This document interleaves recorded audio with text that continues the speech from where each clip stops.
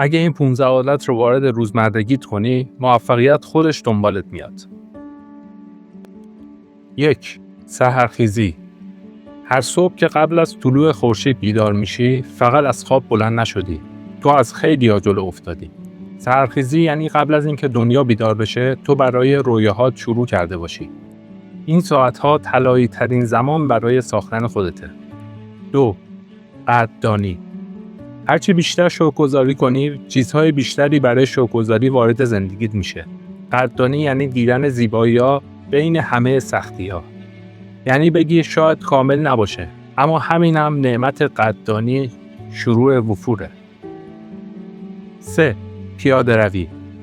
پیاده روی فقط حرکت دادن پا نیست، مرتب کردن فکرهاست. وقتی قدم میزنی، ذهنت نفس میکشه. روحت سبک میشه، مخصوصاً صبحها. وقتی هوا هنوز بوی آرامش میده. 4. نوشتن. نوشتن یعنی خالی کردن ذهن. مثل اینکه ذهنت رو ورق بزنی و بریزیش روی کاغذ. وقتی مینویسی خودت رو میفهمی. فکرها شکل میگیرن. راه حل‌ها ظاهر میشن. حتی اگر فقط یک جمله در روز بنویسی، مثل امروز چه حسی داشتم. 5. مدیتیشن. مدیتیشن یعنی سکوت میان شلوغی‌های دنیا. چشم‌هاتو ببندی، نفس بکشی و فقط باشی. نه بدوی، نه فکر کنی، فقط حضور داشته باشی. آرامش واقعی توی بیرون نیست، توی ذهنت ساخته میشه. 6. کتابخوانی. کتاب‌ها زودترین و ارزونترین راه سفر به ذهن آدم‌های بزرگن. وقتی کتاب میخونی، تو تنها نیستی. تو با نویسنده حرف میزنی. با ذهنش راه میری. با تجربهش رشد میکنی. هر صفحه کتاب یه قدم رو به جلوه. 7. توسعه فردی. هر روز باید از خودت بپرسی نسبت به دیروز بهتر شدم؟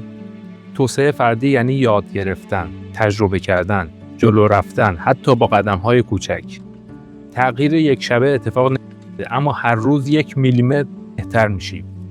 8. سخت‌کوشی. موفقیت شانس نیست. حاصل کار کردن‌های بی صدا، جا نزدن‌ها و دوباره شروع کردنه. سخت‌کوشی یعنی کار کردن حتی وقتی دلت نمیخواد. حتی وقتی هیچ کس نمیبینه. این عادت از تو کسی را میسازه که حتی خودت هم باورش نمی‌کنی. 9. غذای سالم. بدن تو تنها جایی که تا آخر عمر باید توش زندگی کنی.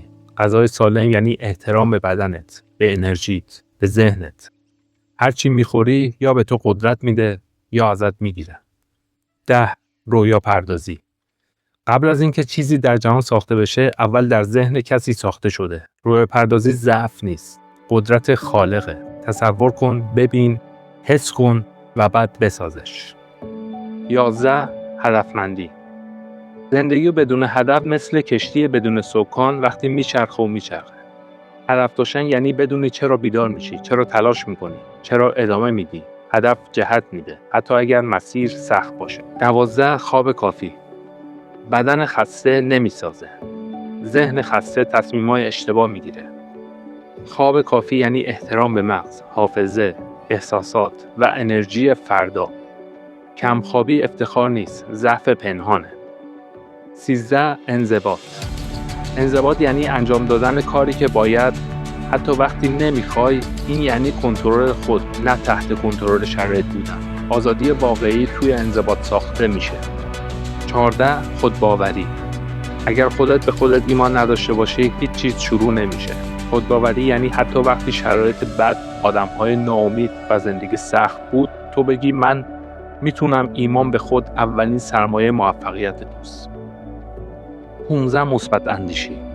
مثبت بودن یعنی انکار سختی‌ها نیست، یعنی باور داشته باشی که پایان شب سپید است. وقتی افکارت مثبت باشه، رفتارت تغییر میکنه. رفتارت که تغییر کنه، سرنوشتت عوض میشه. فکر تو آینده تو رو میسازه. اگه این سبک محتواها رو دوست داری، سابسکرایب کن تا با هم مسیر رشد رو ادامه بدیم.